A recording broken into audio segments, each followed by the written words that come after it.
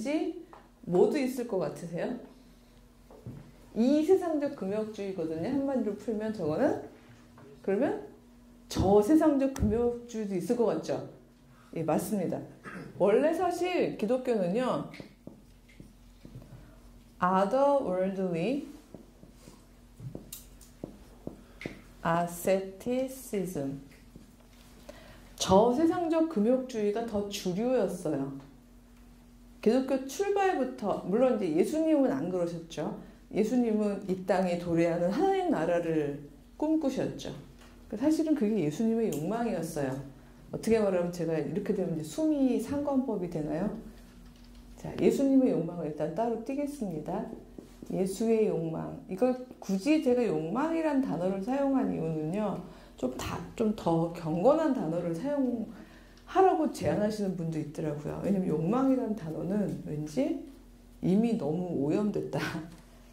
이게 되게 너무 자본주의적이고, 예, 너무 세속적인데 좀 다른 말을 쓰면 안 될까라는 이야기를 많이 하시는데, 의도적으로 전 욕망이라는 단어를 사용했습니다. 왜냐하면 사실 이런 어떤 감정적이고 육체적이고 또 그냥 자연스럽게 발동하는 이런 어떤 저희 안에서의 열정이 왜곡된 게 문제지 이 열정 자체가 문제는 아니잖아요. 그런 의미에서 저는 이 단어를 계속 사용하기를 원하는 건데, 예수의 욕망은 한마디로 얘기하시오 하면 하나님 나라잖아요. 자, 하나님 나라는 가는 나라인가요? 오는 나라인가요? 오는, 양분되고 있습니다. 저는 이제 모두가 한 목소리를 오는 나라요라고 해주실 줄 알고 이제 준비하고 있었는데, 양쪽으로 나뉘면서, 오는 나라가 맞습니다. 왜냐하면 주기도문에 그렇게 돼 있잖아요. 제가 마음대로 하고 싶어서 그런 게 아니라, 아버지의 뜻이 하늘에서 이룰 것 같이 땅에서도 이루어지이다. 이걸 매일매일 기도하라고 하셨으므로 오는 나라가 맞죠. 예. 그리고 사실 이 하나님의 나라는 나중에 저쪽에서 이제 말씀을 드리겠습니다만 장소의 개념이 아닙니다. 관계성의 개념입니다. 그 모든 유토피아는 사실은요, 장소가 없어요. 유토피아. 유가 none, 없다는 뜻이죠. 토피아는 토포스에서 온 거죠. 장소. 장소 없음. 그게 사실은 유토피아인데요. 유토피아가 장소를 갖는 순간 그건 조금 지나다 보면 디스토피아가 됩니다. 왜냐하면 인간이 죄돼서 그래요. 제가 갑자기 은혜스러워졌는데요. 그 모든 인간은 장소를 갖고 거기서 자기 위치를 갖게 되면요, 누리고 싶어지거든요. 그러는 순간 시스템을 만들고 그 시스템을 정당화하는 이데올로기를 만들고, 그러다 보면 그 어떤 유토피아도 조금 지나면 디스토피아가 되죠. 근데 이걸 사회학자들은 각종 다른 언어로 이야기를 해요. 엘리아데라는 종교학자는 디그라데이션이라는 말로 썼고요. 그 다음에 막스 베버는 루티나이제이션, 일상화라는 단어를 썼습니다. 트렐치 같은 학자는 institutionalization, 제도화라는 말을 쓰게 되는데요.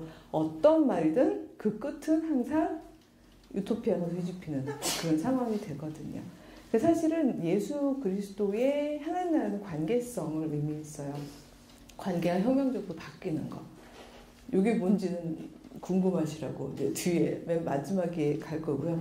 제가 원래 저녁에 좀 약하거든요. 그러니까 중간에 제가 혼미해지거나 꼭 얘기하세요 라고 저를 리마인드 시켜주시기 바랍니다. 오는 나라예요. 관계성의 나라예요. 이 땅에 도래하는 나라였어요. 이건 절대로 otherworldly하지 않았어요. 근데 왜 예수 이후의 기독교는 아주 오랜 시간 otherworldly해졌었을까요? 이렇게 일방향의 강의 저 별로 안 좋아해서요. 혹시 생각나시는 거 막 얘기하셔도 틀려도 저 이렇게 화 안 내거든요. 그리고 이렇게 뭐 지적하거나 하지 않는데, 혹시 가끔씩 제가 질문 던졌을 때 생각나는 거 있으면 얘기해 주셔도 괜찮아요. 분명히 예수님은 이렇게 기도하라 하고 알려주셨고, 오는 나라라고, 하나님 나라는 관계성에 하나님의 통치 질서가 이 땅에 도래하는 바로 그런 혁명적인 공동체라고 얘기를 해주셨는데, 왜 그걸 따르는 제자들은 이 세상성보다는 저세상성의 부분을 강조하는 기독교를 만들어갔을까요? 이런 얘기죠. 왜 초기에 그런 아덜워들리한 차원이 지속됐을까요? 로마, 박해, 예, 다 맞았습니다. 예, 바로 그거죠. 그걸 거부한 게 아니에요. 그걸 거부한 게 아니라 사실은 사도들도 알고 있었고 처음에 크리스찬도 알고 있었다고 생각해요. 그러니까 초대교회에서 한 게 뭐죠? 초대교회에서 만나면 매일 만나서 갑자기 이런 동영상이 촬영, 예? 성찬, 예. 그 애찬, 그때 이제 성찬 자체보다는 음식을, 식사를 나눴으니까 애찬을 했죠. 예. 진짜 농담인데요. 예. 그냥 제가 망가지기로 했죠. 제가 기독교 학과를 나왔거든요, 학부를. 그랬더니 저희 때는 이제 요즘에 응답하라 1988 이런 거 유행하잖아요. 제가 87학번이에요. 근데 그때 학번인데 그때는 이제 단체 미팅이 유행을 했어요. 근데 미팅을 나갔는데 어느 모대학 치과의 학생들이었는데 치과라고 만드는 치의학과의 학생들이었는데 몹시 못마땅한 거예요. 너무 종교색이 강한 이제 학과 친구들 나와 있는 사실이. 그래도 예쁘면 봐주려고 그랬는데 그것도 아닌 거죠. 그게 이제 화가 나니까 한 친구가 그랬어요. 어우, 기독교 학과요. 매일 교회 가시겠네요? 또 이렇게 얘기를 하더라고요. 저도 화났죠. 그럼 너는 맨날 치과 가냐? 제가 이제, 예, 이제 그러고는 이제 저희는 파토가 났는데. 그러니까 이건 제 농담을 한 이유가 이 당시는 매일 교회 갔어요. 제가 매일 갔어요. 왜 매일 갔죠? 설마요. 갈 때가 예수님이 올라가실 때 뭐라고 올라가셨죠? 내가 곧 온다. 재림이 너무 임박하게 기대를 했던 거예요. 내가 곧 오는데 얼마나 곧 오냐 하면 너희 중에 내가 오는 거를 볼 사람이 있을 정도로 내가 빨리 올 거다. 아, 이러는데 언제 뭐 일주일에 하루씩 만나고 하루 그것도 1시간만 예배드리고 흩어지겠어요. 정말 긴박하다고 생각한 거예요. 그래서 매일 모였어요. 매일 모여서 애찬으로 상징되는 걸 저는 이제 이렇게 보통은 풀이하는데요. 저는 소유 나눔. 왜냐하면 애찬만 한 게 아니라 이 초대교회 공동체가 형성될 때 이 공동체에 들어오려면 자기 재산을 다 팔아서 가지고 들어오죠. 그래서 그거를 공동의 재산으로 두면서 필요에 따라서 나눠줬었잖아요. 그래서 안 가지고 들어온 사람들조차도 이 공동체에 들어오면 사는 거죠. 나눠 먹으니까, 늘 나눠 먹어서. 그래서 그러다 보니까 본의 아니게 가난한 사람들, 고아, 과부들도 많이 들어오게 되는 거죠. 그래서 사실은 뭐 그러다 보니까 뭐 헬라 과부가 뭐 유대 과부보다 덜 받네 어쩌네 하는 인간적인 싸움도 있었지만 그러다 보니까 가난한 사람들까지 많이 들어와서 소유를 나누는 그런 공동체였어요. 이 공동체는 서로 뭐라고 불렀죠? 서로? 형제님, 자매님. 당시 로마는요, 신분제 사회였죠. 바깥은 신분제 사회예요. 그래서 주인님이 있고 종이 있고, 그렇죠? 귀족이 있고 천민이 있고 그리고 남자가 있고 여자가 있고 이런 사회였는데 이거 다 소용없고 이 레디칼하게 새로운 관계성의 나라의 하나의 모습이었던 초대교회에 들어오면 다 뭐라고 부르는 거죠? 무조건 형제님, 자매님이에요. 이렇게 할 수 있었던 근거는 뭘까요? 모두가 다 하나님의 자녀이기 때문이죠. 예수께서는요, 하나님하고 우리의 관계를 혁명적으로 바꿔놓으셨어요. 관계성의 혁명이죠. 더 이상 왕, 백성이 아니고 아빠다. 그리고 우리 모두는 그의 자녀다. 자, 아빠의 자녀들은 사실은 다 평등하잖아요. 그러니까 brother and sister. 저는 이 초기에 있는 상징들 중에서 흔들리지 않고 끝까지 지금까지 온 것 중에 하나가 바로 이건 것 같아요. 형제님, 자매님. 이거는 없어지지 않았어요. 예, 아직도 우리는 만나면, 그쵸. 예, 저희 학교 학생들이 이제 전화 받아서 가면 제일 오글오글 거리는 대사가 그거라 그러더라고요. 언제 봤다고 자매님이라고 그런다 그러면서 이상해요. 적응이 안 돼요. 라고 얘기를 하는데 그것만큼은 정말 탈락되지 않고 끝까지 21세기까지 오게 됩니다만은 저는 이거를 권위 나눔이라고 얘기하고 싶어요. 권위를 나눈 거예요. 군림하지 않고요. 그냥 하나님만이 우리의 아버지 되시고 우리 모두는 다 평등한 형제 자매다. 정말 관계성의 나라 맞죠? 이 나라가 이 땅에 오게 하는 것, 이런 질서대로 살아내게 하는 것, 그게 사실은 예수님의 욕망이었다고 저는 생각하는데 이 부분이 아주 빠르게 포기된 이유는요. 제자들이나 초대교회가 사악했거나 혹은 게을렀기 때문이 아니죠. 아까 로마 얘기 바로 해주셨지만 너무나 긴박한 상황 속에서 처절한 박해가 한 근 300년가량 지속이 된 거잖아요.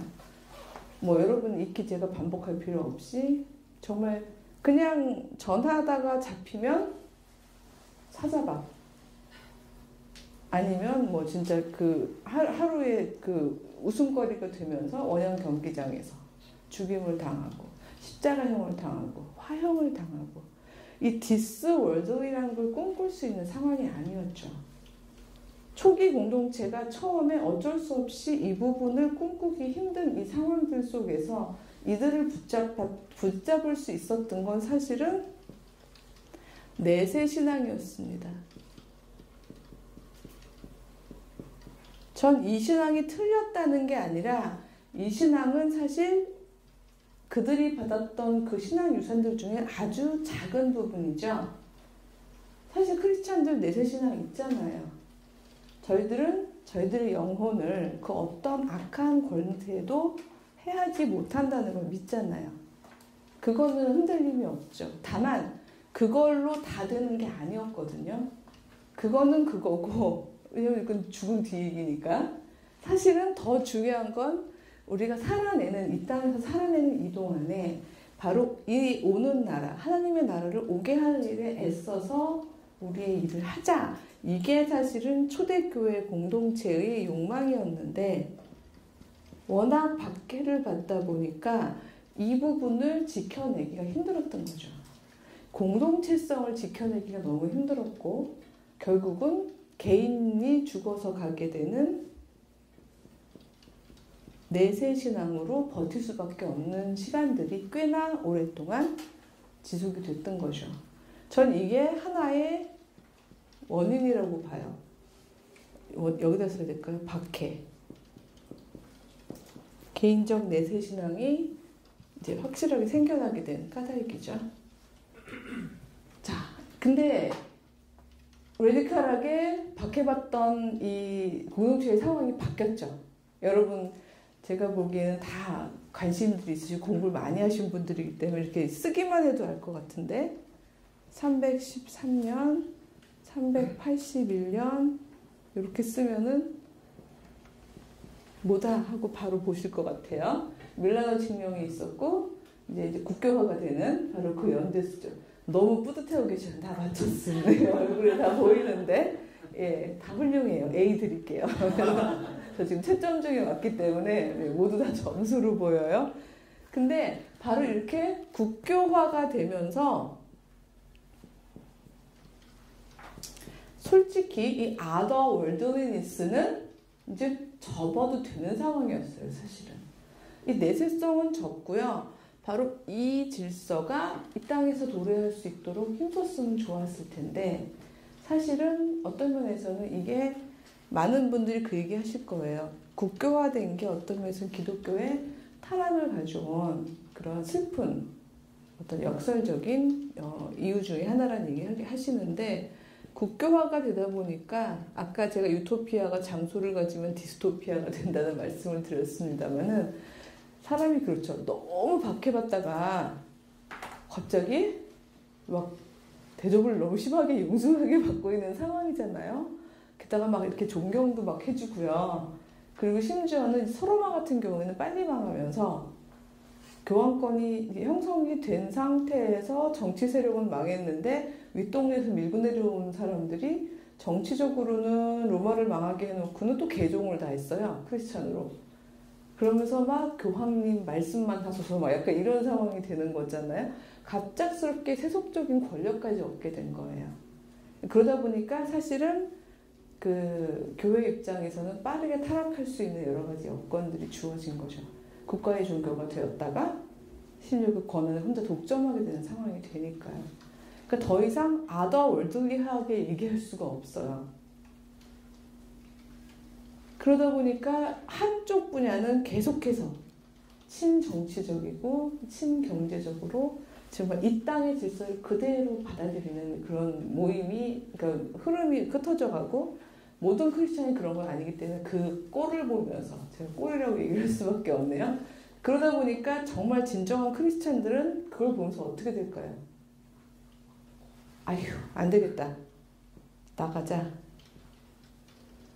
그래서 사실 수도원이 생기기 전에 제일 먼저 한 게 개인이 나가는 거죠. 그냥 글쎄요, 탈로마 이렇게 얘기해야 될까요? 사실 이 전통은요, 유대교 때도 있었어요. 예루살렘이 온통 헬라화 돼가지고 신앙이 흐려졌을 때 많은 경건한 크리스찬들이, 그때 유대인이죠. 경건한 유대인들이 탈 예루살렘 했던 사건들이 있었거든요. 그들이 하나의 파를 형성한 게 엘세네파. 그 어원을 따져보면 그 경건이라는 의미가 있습니다. 항상 경건이라는 말은 이렇게 아더월드니스랑 연결이 많이 되는 게 맞습니다. 왜냐하면 중심은 타락하기가 쉽거든요. 신앙을 경건하게 지키기 위해서는 주변부로 가는 게 사실은 낫거든요. 광야로 가는 거죠. 광야에 가서, 왜냐면 광야에는 권력이 없는 곳이니까. 거기는 돈도 없고 권력도 없고, 그러니까 하나님만 붙잡고 살 수 있는 공간이잖아요. 그래서 유대교 안에서도 늘 중심이 타락하면 탈 예루살렘, 이 전통은 있어 왔었는데, 이렇게 빠르게 국교화되는 모습을 보면서 탈 로마 하자 하면서 개인적으로 사실은 혼자 나가서 사막에도 살고요. 이렇게 가서 열심히 금욕적인 아더 월드리 아세티시즘, 그 금욕을 실천했던 개인들이 급격히 늘어난 것을 이 국교화 이후의 또 일들입니다. 정말 유명하신 분들 되게 많은데요. 제가 한 여자분만 제가 여자다 보니까 에피소드 중에서 여자들이 되게 많이, 이제 이집트 사막에도 많이 갔었고요.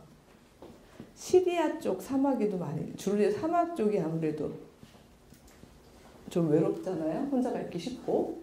그래서 이쪽으로 많이 갔었는데, 이집트의 마리아라는 언니는 교회 언니죠. 이 언니는 한 17년 동안 아주 유명한 당시에 고급 매춘부였어요. 그래서 앞에 고급을 붙인 이유는 말 그대로 고급진 언니였기 때문에, 그 언니가 한번 차려입고 이렇게 지나가면 심지어 사제들조차 한번 이렇게 돌아올 수밖에 없는 아주 매력적인 분이었대요.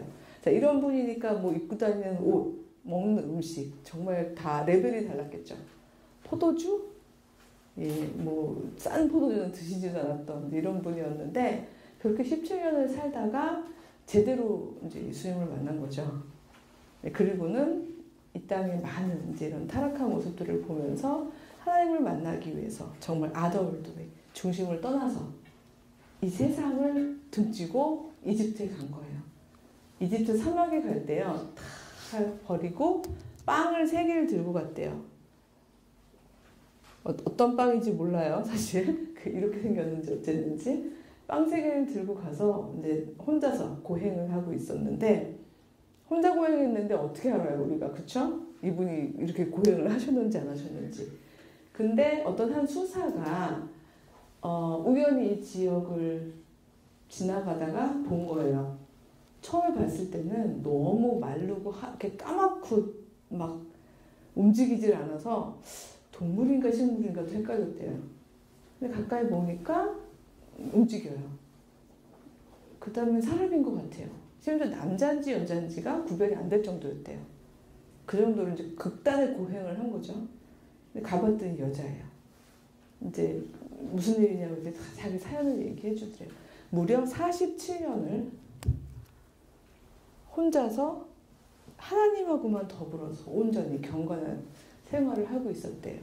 뭐 제가 선물은 없지만 퀴즈. 그 47년 동안 극단의 고행을 했는데요. 빵 3개 중에서 몇 개가 남았게요? 3개. 에? 3개 다요? 그거 안 먹은 거네요? 어떻게 살아요? 에? 하나님의 은혜로 이슬만 먹어도 배가 불렀어요. 세례요한조차도 메뚜기랑 석청을 먹었는데요. 아, 물론 이것도 사실은 3개 다 남았거나 예, 빵이 2개 반이 남았대요. 아무도 안 놀라시네요. 예, 이만큼이 남은 거예요. 뭐 어차피 사실은 뭐 47년 동안 반 개 먹었다는 게 예, 그걸로 과연 이게 역사적 사실일까? 이건 저희가 어떻게 증명할 수 있는 길은 없는 것 같습니다. 다만 여기서 관심을 가져야 되는 부분은 이 이야기가 교회에 회자되고 이것이 경건한 신앙생활의 표본이거나 모범으로 보일 수 있을 정도로 이 당시에 사람들은 이런 otherworldly한 asceticism을 높이 평가했다는 게 사실은 중요한 거죠. 그래서 이 시절 사람들은 이제 뒤에 이제 나중에 이제 너무 혼자 하기 힘드니까 공동체로 또 모여서 하는 게 무슨 운동이죠? 예, 수도원 운동이죠. 혼자 하니까 너무 힘들어요. 그래서 수도원 운동들이 생기게 되는데 수도원도 사실은 처음 출발은 굉장히 그 수도원 치고 중심에 있는 데 없잖아요. 대부분 유럽 여행들 가보셨는지 모르지만 저는 제 원래 방콕형 인간이라서 유학 가서도요 그 학교 주변만 지내다가 왔어요. 요즘에는 집 주변만 그래서 다른 데 간 데가 없어서 모르는데 유럽에 다녀오신 분들 얘기가 수도원들은 다 막 산꼭대기에 있고 막 사막에 있고 그렇잖아요. 그 다른 그러니까 중심을 벗어난 곳에 있거든요. 수도원은 수도원에서 하는 행동들 대부분 다 금욕적이잖아요.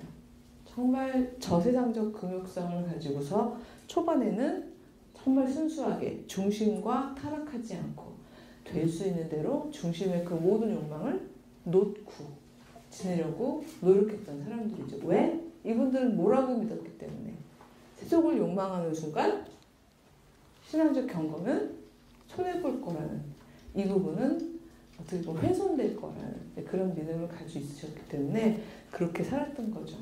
실제로 그랬죠. 여기 이분들이요. 국교화 속에서 저 어쩌다 보니까 국교를 양 날개로 적었네요.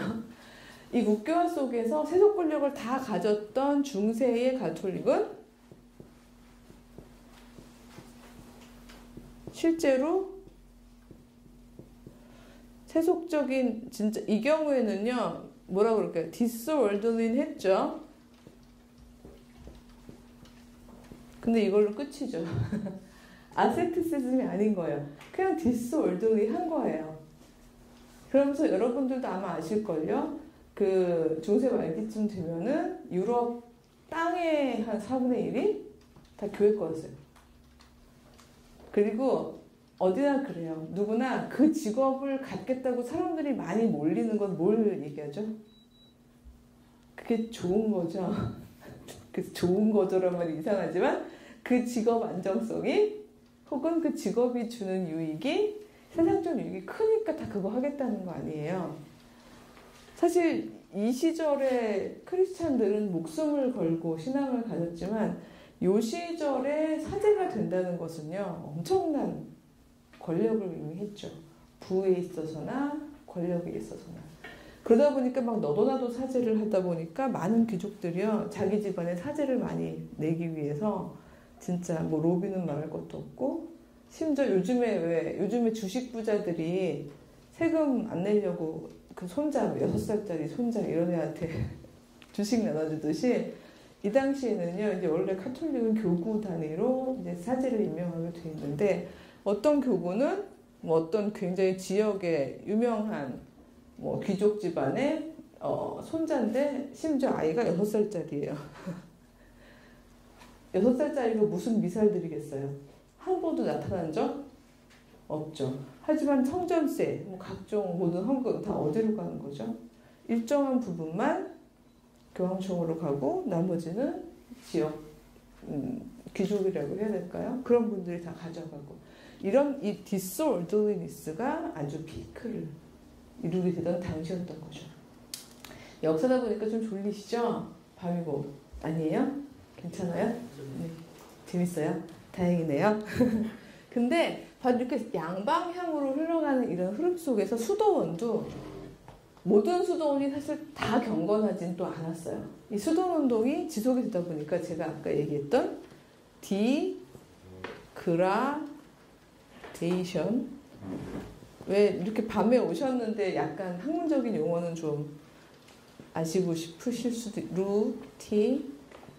루티나이제이션, 뭐 인스티튜셔널라이제이션 다 결국은 같아요. 물론 뭐 학교들마다 깊이 들어가면 약간씩의 차이는 있습니다만은 결국은 이런 과정들을 놓고 수도원도 타락을 하게 되는 거죠.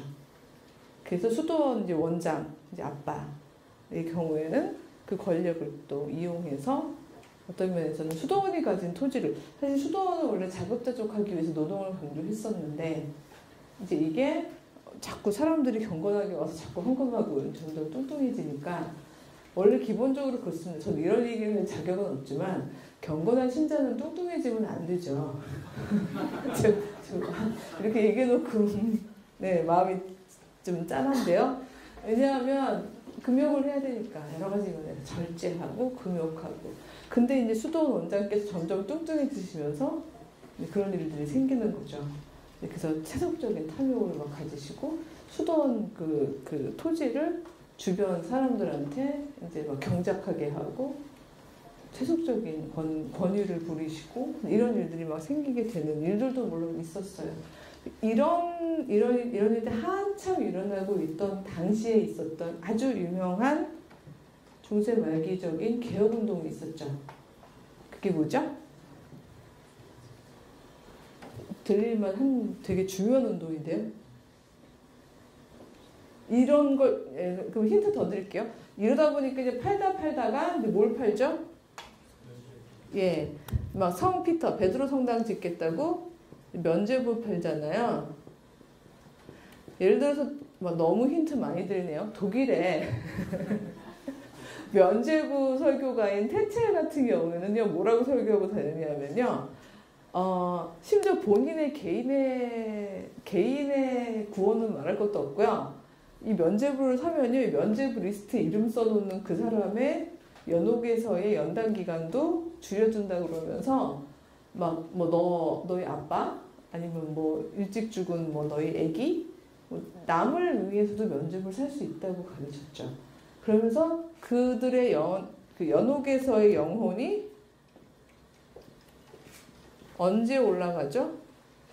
라고 얘기했을 때 테첼은 뭐라고 그랬냐면요, 그 면죄부 그 사는 헌금함에 동전을 딱 놨을 때 그게 이 헌금 바구니에 땡강 하고 떨어지는 소리와 함께 그 영혼은 천국으로 솟구친다, 이렇게 가르쳤어요.